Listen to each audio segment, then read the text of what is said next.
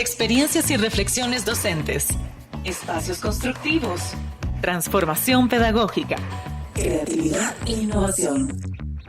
DEDUN Radio. Una mirada al mundo de la docencia en la educación superior.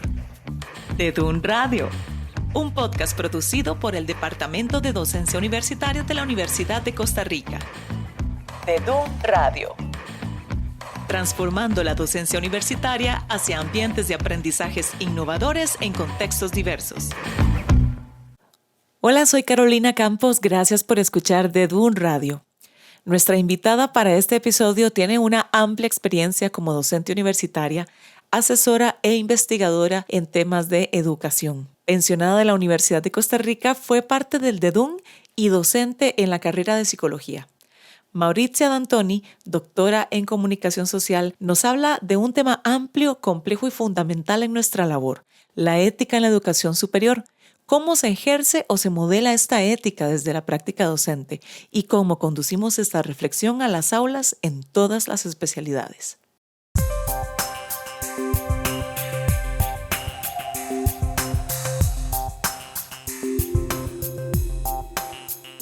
Para mí, la ética se vincula con el tema de responsabilidad, porque estamos en un mundo, el mundo siempre cambia, pero en este momento está cambiando montones. La pandemia se dio, el aislamiento social sucedió en la docencia, no es un mundo cualquiera este. Y a mi manera de ver, el tema de ser responsables, de responsabilidad en la docencia se vincula directamente con la ética porque la lleva desde el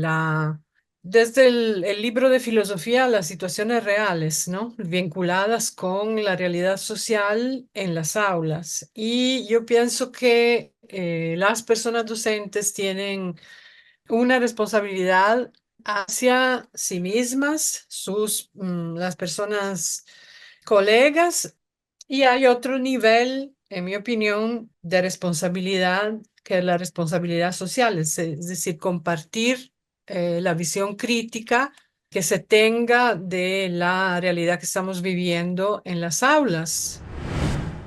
Hablemos sobre esa responsabilidad que tienen las y los docentes en las universidades, porque la educación superior pues está comprometida primero con la formación profesional, pero ¿es solamente la formación de profesionales una de las responsabilidades de las y los docentes? Esto es muy interesante porque cuando daba clases hasta hace muy poco tiempo, estaba muy fuerte la identificación de las personas estudiantes del departamento de docencia, que eran personas que se veían a sí mismas como ya docentes universitarias o aspiraban a serlo, ¿no? Entonces, personas que se veían como docentes de la universidad y se veían a sí mismos, a sí mismas, a la vez no se veían como docentes, sino que se veían como personas profesionales que daban clases. O sea, un ingeniero, una ingeniera se veía como tal, un psicólogo, una psicóloga se veía como psicóloga y no como docente. Estaba este tema tan importante, ¿no? De la identificación, pero sí. Si lo pensamos bien, trabajando en la universidad somos personas docentes y como personas docentes este es el tipo de, a mi manera de ver las cosas, de reflexión que tenemos que hacer, ¿no? Sobre la docencia, sobre lo que Jiménez de la Rosa Barahona llaman educación para la responsabilidad social. En este momento histórico, la situación es como muy compleja. Estamos en un mundo que a mí me parece ser el mundo del neoliberalismo, sin tanto esfuerzo de fantasía. Y el mundo del neoliberalismo considera todos los campos a partir de la rentabilidad económica, ¿no? La educación también es vista como un poco como una técnica para acceder a unas competencias técnico-profesionales. La educación en todos los campos y la educación también como pedagogía, ¿no? Y viendo el mundo a partir de lo técnico, del éxito, de las métricas, de la eficacia, de la rentabilidad, ha invadido, permeado el campo de la educación, por ejemplo, de su lenguaje y metodologías, esta manera de ver el mundo, ¿no? Entonces, estamos como muy, muy interesados e interesadas en pasos técnicos con respecto al aprender y al enseñar. Lenguajes técnicos y toda la parte de las métricas, ¿no? Que en la universidad nos ahoga. Todo es cuantificado, puesto en una escala. Pensemos en la evaluación, pero en la evaluación docente también como si fuera una especie de juego de mesa, ¿no?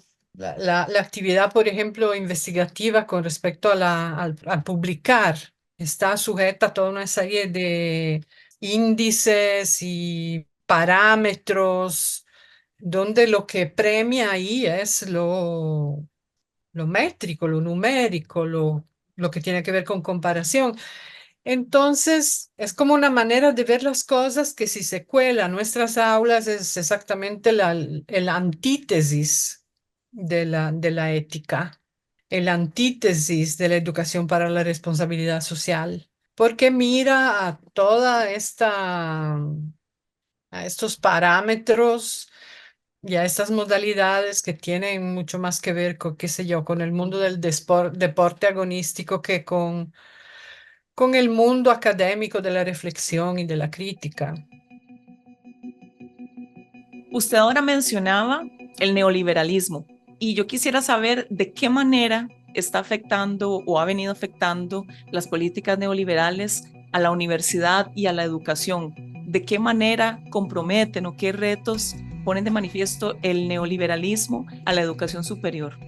El neoliberalismo, y si puedo agregar desde ya, el sexismo y la visión patriarcal de la universidad, que son elementos como que coexisten y son de alguna manera coherentes entre sí. Y hay una ex vicerrectora de la Universidad de Costa Rica, Rita Meoño, que ha estudiado históricamente cómo los cambios de la universidad a partir de los años 80 y a partir del ingreso, del inicio de las universidades privadas, de la privatización de la educación superior, que evidentemente ha tenido un impacto sobre la universidad pública en general. Primero que todo es un fenómeno mundial. No lo sé, las personas al menos que tienen mi edad lo han visto de manera muy, muy vivencial. Y está todo el tema del financiamiento de la educación pública, ¿no? O sea, ha habido algunos momentos en que en Costa Rica se ha tratado de defender un 8% de aporte por parte del Estado a la educación pública.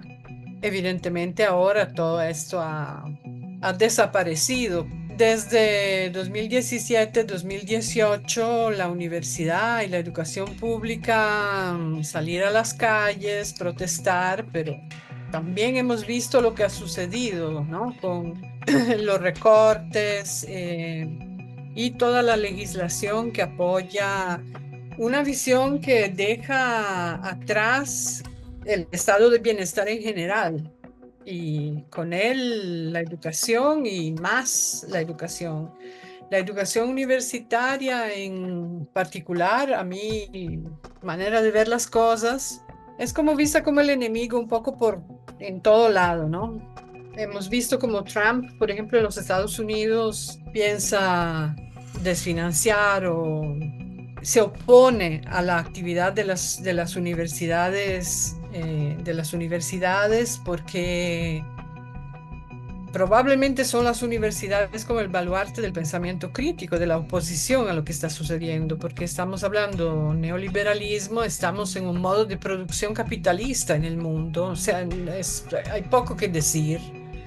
Es un mundo donde todo se compra y se vende.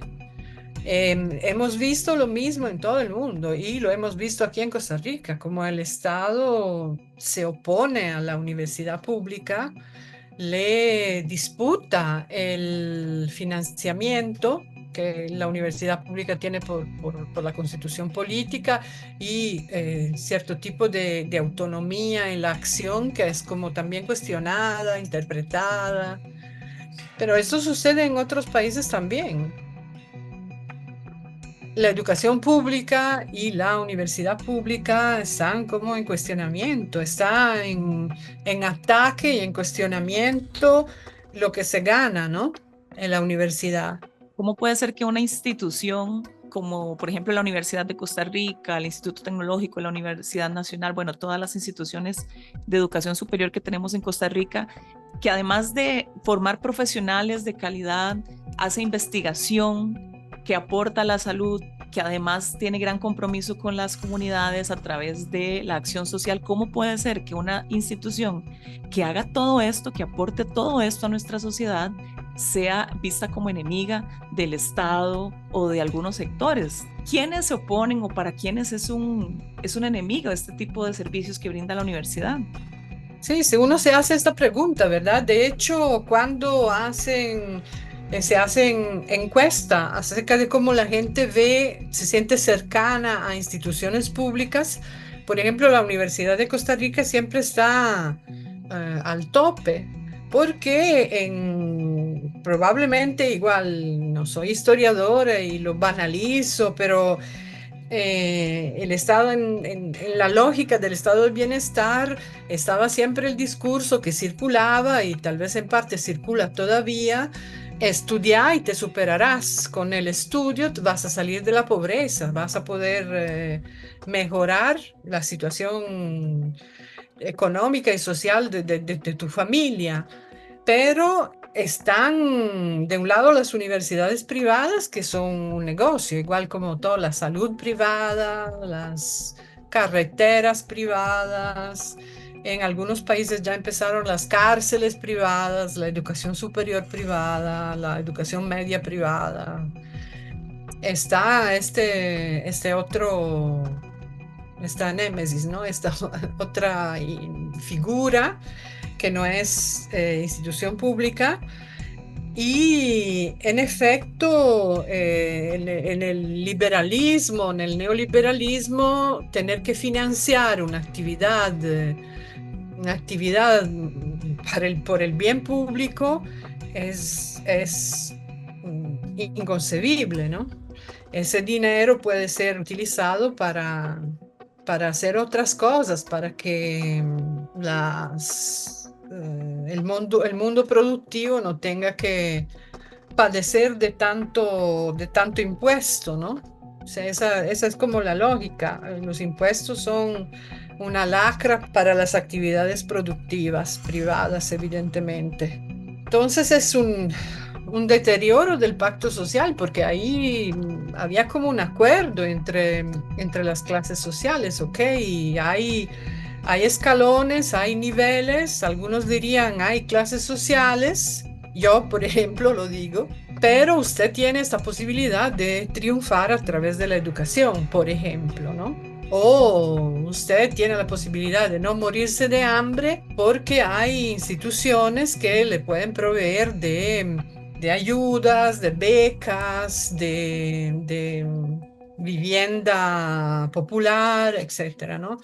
Todo esto desaparece y desaparece por mandato de grandes instituciones, de grandes bancos, de grandes instituciones financieras internacionales, porque sucede por todo lado. Por ejemplo, en la campaña en contra de la Universidad de Costa Rica se trabaja sobre la envidia social, ¿no? Diciendo que las pensiones que tiene la gente de la Universidad de Costa Rica son pensiones de lujo, así las llaman.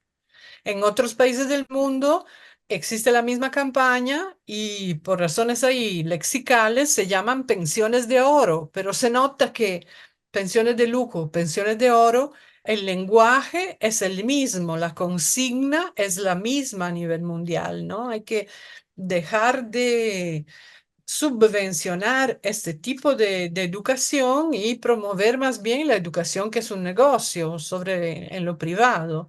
Vea, por ejemplo, en Costa Rica. La educación en la universidad privada es más al grano, es más corta. Las escansiones a lo largo del año son distintas, son 4 meses concentrados, dicen, ¿no? Y no hay deportiva, no hay aporte, no sé, cultural, no hay estudios generales para ubicar a la persona con respecto al mundo donde vive. Es como más orientado a la tarea, ¿no? Se parece mucho más a un negocio, a una fábrica, a una empresa que a una universidad.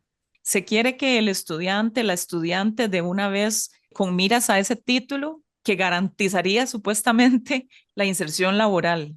En Costa Rica existe el CONARE, esta organización, institución que reúne las universidades públicas y regula, por ejemplo, toda la parte de entrada de nuevas carreras.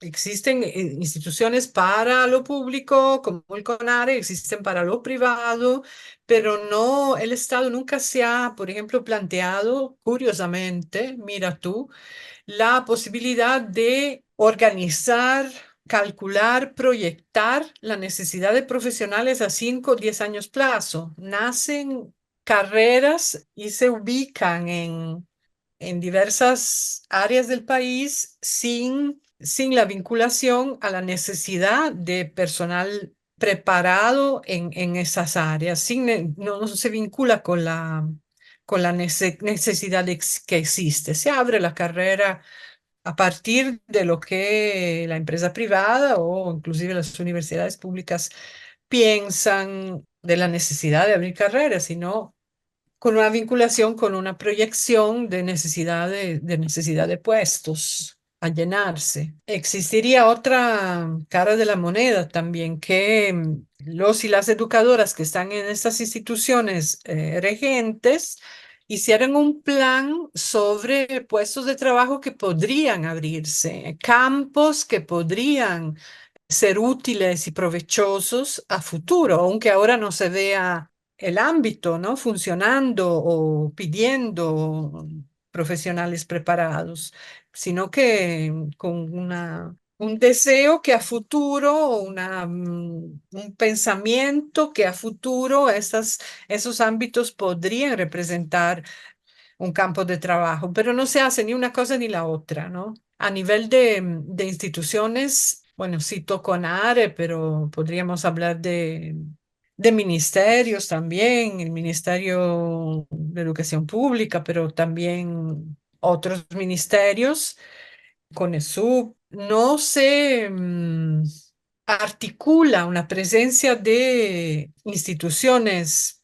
bueno, en este caso universitarias, ni para cubrir necesidades reales de profesionales, ni para promover la formación de profesionales que a futuro podrían ser importantes para el desarrollo del país. Simplemente se ponen carreras con el propósito de ganar dinero, puedo decir, no sé. Como que se eligen las carreras más populares, más buscadas por las personas y no necesariamente con mayor oferta laboral. Sí, pero existen dos ámbitos, ¿no? O sea, la oferta laboral que ya existe o podría existir en 5 o 10 años plazo y la oferta laboral que podríamos promover, a pesar de que en este momento nadie lo haya pensado, pero es un vacío y lo podemos promover. Lo dejamos, y como dice usted, a lo que es popular o a lo que los chicos y las chicas ven en la red que les gustaría ser, un poco como quisiera ser una pop star o un periodista o un médico, ¿no?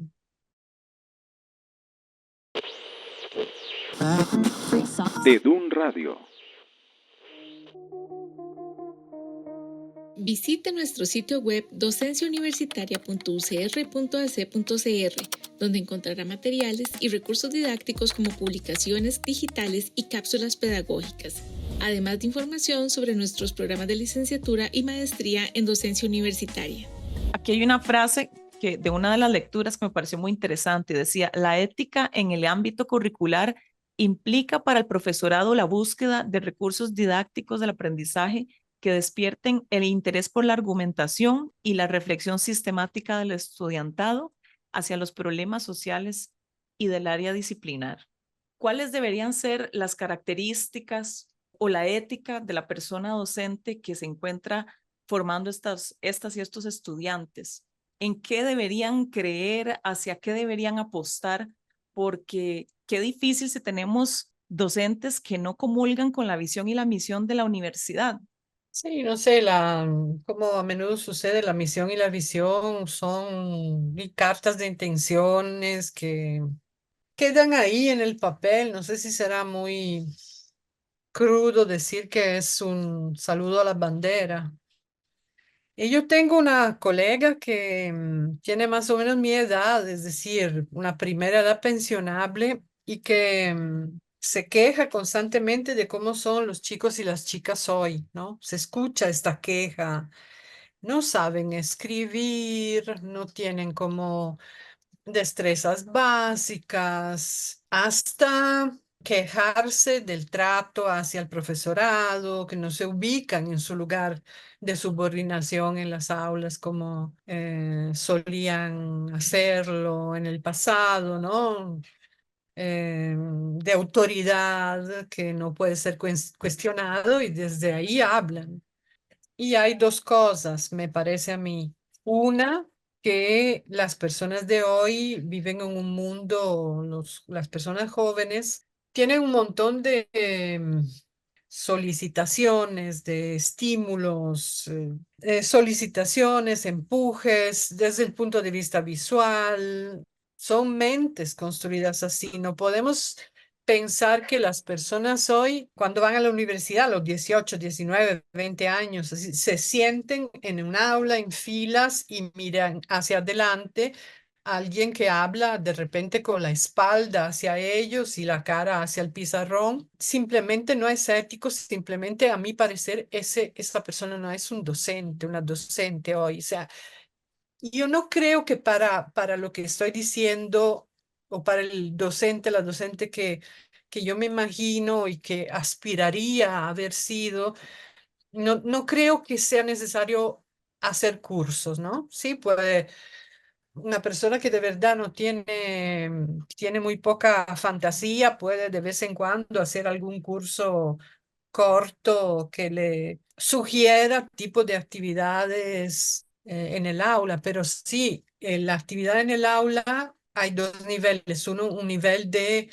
como de relación emocional y el otro un nivel como metodológico. Podría parecer que no estoy respondiendo a su pregunta. A mí me parece que sí, o sea, porque al menos eso es lo que yo puedo aportar y esas son las temáticas que a mí me interesan, porque algo está en su pregunta acerca de la formación docente que tenemos que estudiar o que tenemos que tomar en cuenta.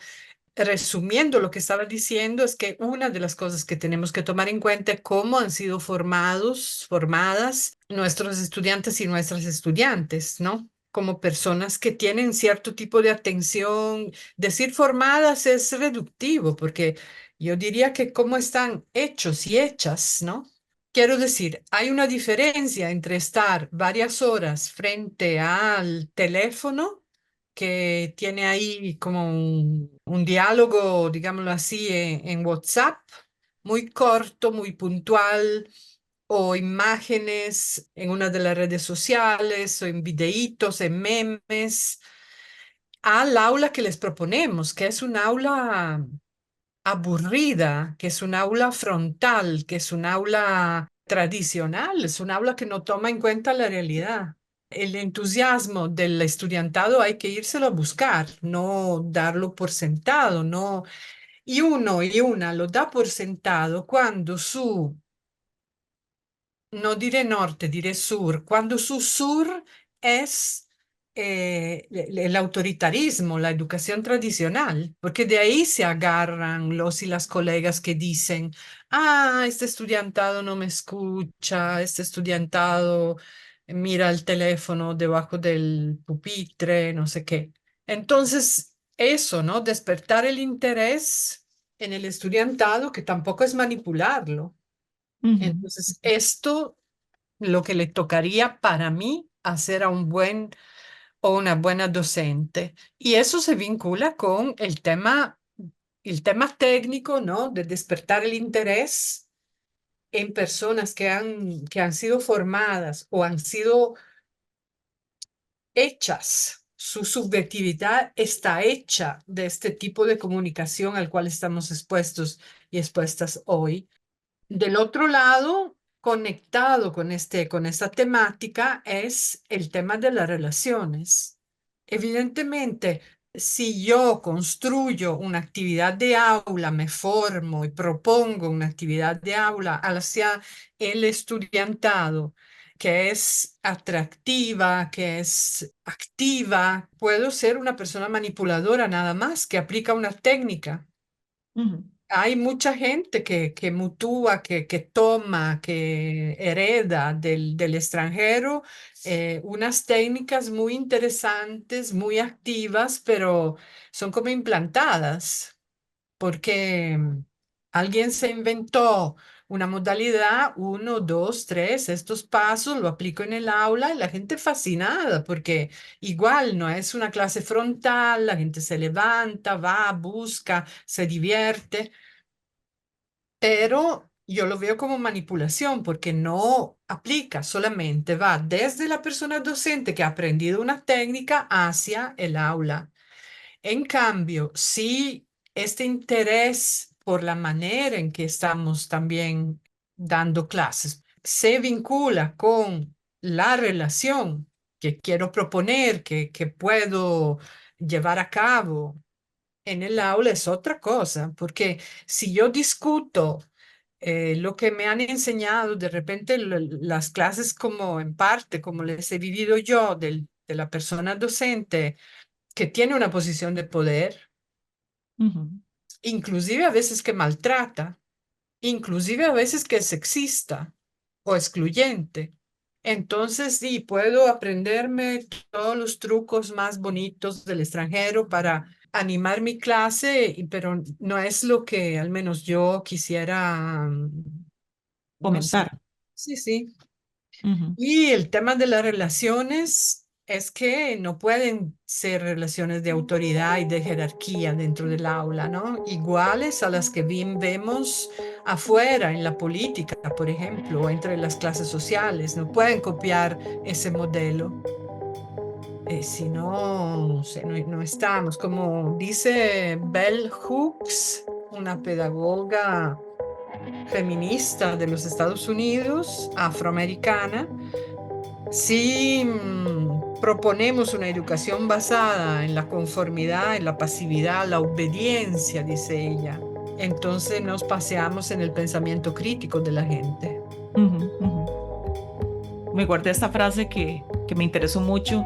Decía, el propósito del desarrollo y del progreso es mejorar la vida de los individuos y que estos no sean instrumentos de desarrollo económico, sino que más bien el desarrollo económico esté al servicio de las personas. Creo que es muy, muy, muy importante que en las universidades pensemos no solamente en esta, y es que esta se llama carrera, ¿verdad? Literalmente es una carrera contra el tiempo, contra el semestre, contra cumplir el plan de estudios, y bueno, no lo estoy diciendo de una forma victimizante, pues así es, ¿verdad? Pero de repente pueden haber cambios para que esta educación no sea tan acelerada, tan de cumplir con contenidos, ¿verdad? Sino sentarse más a reflexionar precisamente en las relaciones humanas, en las relaciones de qué personas están en qué posiciones de vulnerabilidad y qué sectores son los que están teniendo y ejerciendo el poder y haciendo que haya una diferenciación social muy grande, porque al final de cuentas la economía, el capitalismo también está marcando nuestras vidas de manera individual y de manera colectiva, ¿verdad? A ver, las personas que están ahorita estudiando en las universidades pues están muy preocupadas, especialmente en este momento en el que nos encontramos, de tener su lugar de trabajo, de tener sus competencias, de tener su capacidad para ser el mejor, para competir, porque la cuestión en Costa Rica a nivel laboral está muy compleja.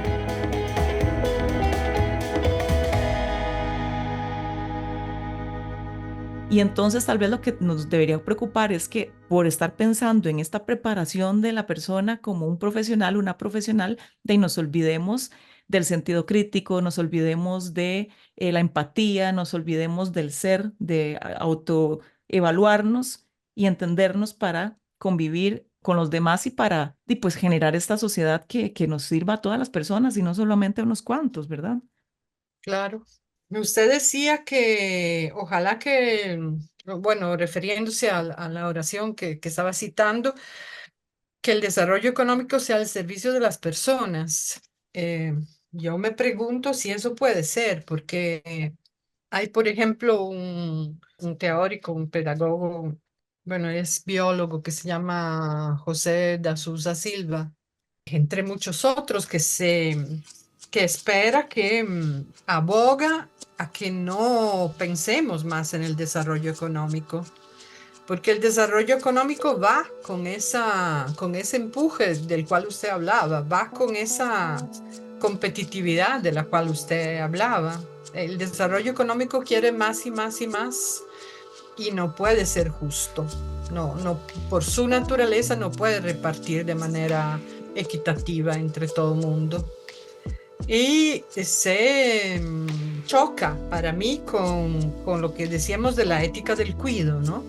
Que en cambio piensa no tanto en la competitividad, que es individual. El competitivo, la persona competitiva está educada o preparada para que sea el primero, y lo digo así en masculino, ¿no? El primero, uno.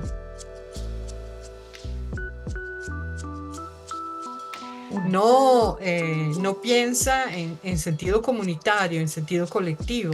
Y es probable que los seres humanos en esta contingencia tan dramática que estamos viviendo, tan dramática, menciono solamente de nuevo el cambio climático, o nos salvamos todos o no nos salvamos. Y esta es como la base si queremos hablar de ética, ¿no? Estoy pensando como a mis vecinos del barrio que se quejan porque hemos plantado árboles y los árboles, como las hojas de los árboles, se caen en el jardín de ellos, de ellas, o afectan sus canoas y demás. Las canoas, todo eso.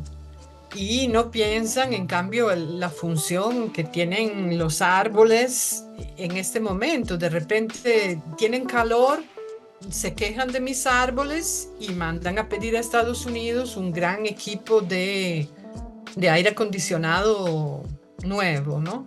Que a su vez implica más electricidad, más uso de combustibles fósiles, etcétera, ¿no? Yo y ellos, ellas, nos quejamos del calor. No sé, cada tantos días hay una inundación, algunos de esos desastres que se solía llamar antes como naturales. Entonces, vuelvo a la ética del cuido. La ética del cuido es, si la pensamos como una herramienta de la persona docente, es, Bell Hooks inclusive la llama amor en algún momento, ¿no? Amor. Pero no es como un discurso así, ay, qué bonito, querrámonos todos y todas. No una romantización, digamos, un Sí. amor filial, empático. Sí, porque pensándolo bien, nosotros y nosotras en la universidad tendríamos que ser intelectuales para el cambio. Si no nos gusta el mundo, cómo ha venido conformándose hasta el momento, debe haber como propuesta para que cambie. Y para eso debería de ser nuestra formación y para eso deberíamos estar trabajando las personas docentes. Construir personas intelectuales que estar al servicio de estas personas para que construyan pensamiento crítico y para que construyan creatividad, pensamiento divergente. Sí, formar profesionales, bueno, retomando lo que dije anteriormente, tal vez más allá que pensar en profesionales, pensar en seres humanos, pensar en personas, ¿verdad? Que compartimos este mundo que es tan frágil como nosotros y nosotras.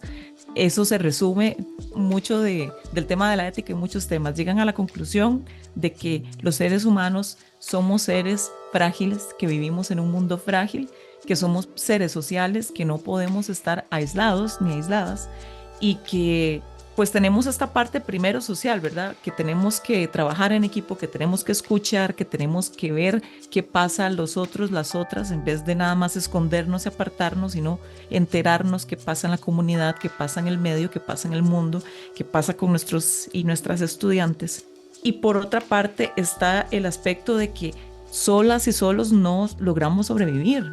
Volviendo al tema de la ética del cuido, es que el cuido debería existir precisamente porque somos vulnerables, porque no vamos a lograr a sobrevivir solos y solas por el resto de nuestras vidas y que por eso es tan importante que construyamos vínculos de respeto, vínculos de solidaridad, pero también ir más a la acción, porque decir cosas muy bonitas sobre el pensamiento crítico y criticar y reflexionar es muy bonito, pero si no lo llevamos a la práctica, de nada sirve.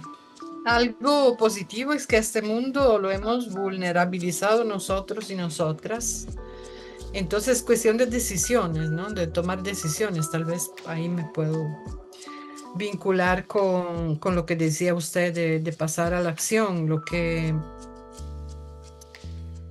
tal vez cierta teoría ve como praxis, que es una unión entre el pensamiento y la acción, que ya en algunos casos el pensamiento es acción. Pero bueno, como este mundo lo hemos vulnerabilizado nosotros y nosotras, a través de decisiones podemos también revertir lo que está sucediendo. Solo que hay que tener como la fuerza, que es colectiva, de cambiar de rumbo. Uh-huh. Tomar la iniciativa, tomar la acción y sobre todo un poco tomar el liderazgo. Voy a hablar desde mi perspectiva, ¿verdad? A mí me da la impresión que en Costa Rica, porque hemos crecido con este concepto de igualiticos y de humilditicos, de repente no tomamos suficiente acción, no tomamos suficiente la bandera y decir, ok, esto es lo que está pasando, hagamos, unámonos, ¿verdad? Como que mucho es enterarnos, quejarnos, cuestionarlo, pero no hacer mucho espaviento. Y pienso que precisamente por muchas de estas actitudes, claro que no son las únicas razones, pero que pienso que sí deberíamos ya hacer más, porque ahorita es precisamente por lo que estamos pasando en la realidad de nuestro país, en todos los sectores, en la seguridad, en el sector económico, en la privatización de servicios, en la calidad de servicios. Siento que el país nos lo están desmantelando hace tiempo y pues como que no hemos reaccionado contundentemente. Sí, usted hablaba de liderazgo. Liderazgo es también uno de los conceptos del modelo neoliberal y también tiene que ver con individualidad versus comunidad. Es que esto es lo que está implantado, ¿no? De algunos lo pueden llamar ideología, otros lo podemos llamar discurso implantado. Hay un discurso que la gente reconoce, una identidad que reconoce como propia, unas características que cree poseer. En cuanto a Costa Rica, eso, bueno, muchos países, porque como estamos hablando de Costa Rica, entre otros países, igual es un desastre lo que está implantado y hace que las personas, no sé, inclusive voten en contra de los que deberían de ser sus propios intereses. Son discursos que nos hacen ver cómo no somos. Porque puede ser, no sé, algunos podrían decir que la realidad no existe o que la verdad no existe, sino es lo que nosotros y nosotras elaboramos y presentamos y hasta cierto punto es lo que se comparte, ¿no? Uh-huh. los y las costarricenses somos así, entre comillas. Lamentablemente, si vemos el noticiero, nos muestra que se aparta más y más de la realidad, de lo que sucede, y me pregunto inclusive si en algún momento fue así, ¿verdad?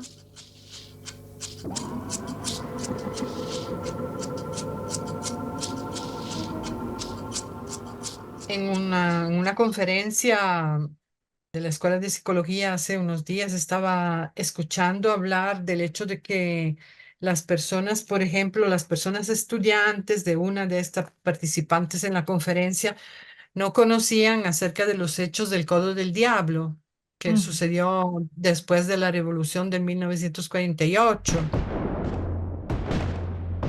que nos dicen que fue una revolución pacífica, que en realidad casi no hubo muertos, que duró muy poco y,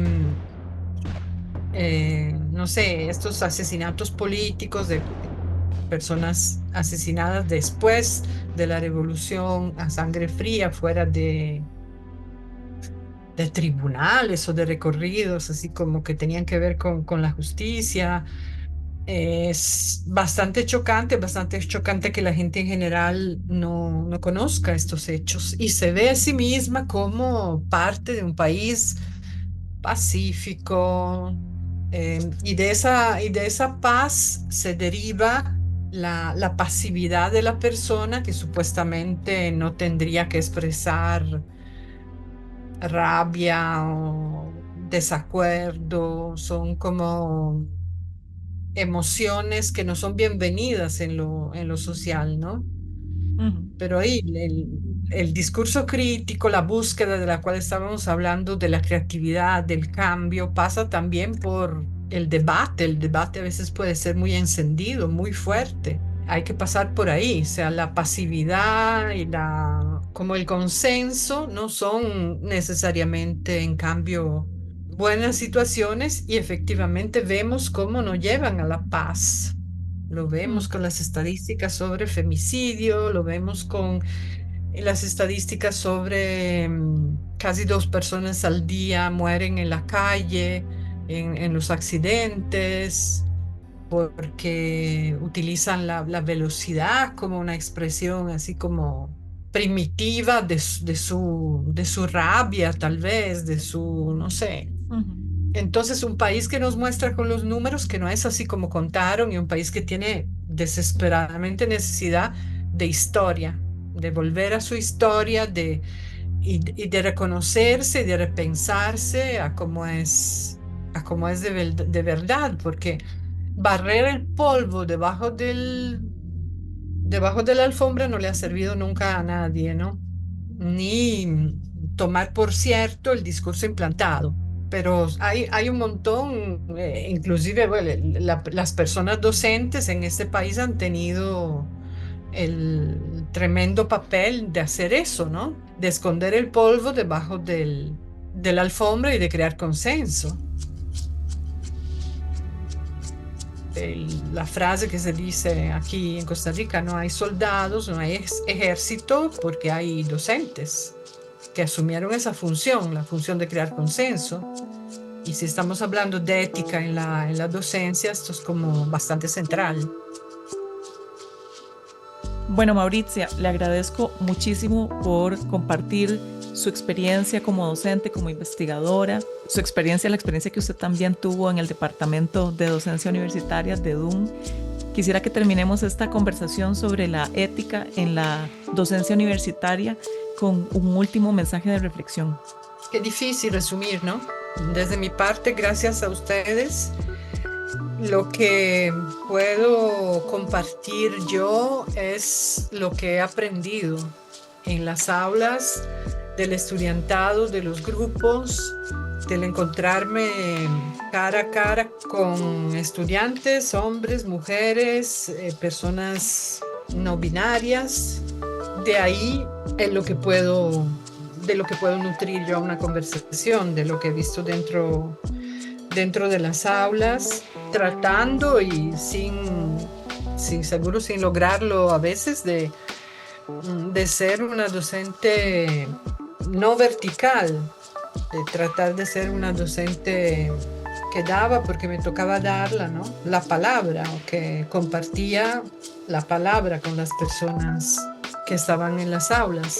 El otro día vi un meme sobre una persona docente que dentro de las aulas le mostraba al estudiantado un dibujo de una carrera donde había unas personas adelante y una persona que arrancaba la carrera desde muy atrás. Y evidentemente el estudiantado decía, pero no es justo porque los que están adelante, como es mucho más fácil que ganen la carrera de la persona que está puesta como 200 metros atrás.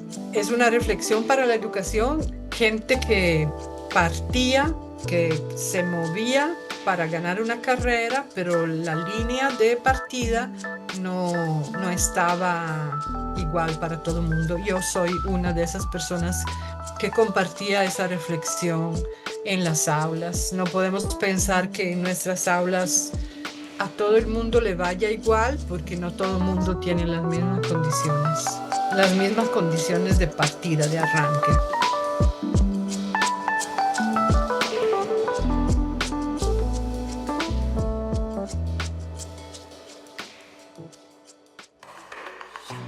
De Dun Radio es una producción del Departamento de Docencia Universitaria de la Universidad de Costa Rica.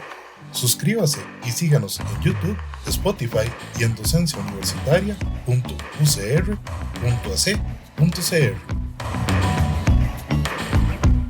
La información de este podcast corresponde al criterio de las personas entrevistadas. Las opiniones e información que se comparten no reflejan necesariamente la posición del DEDUM.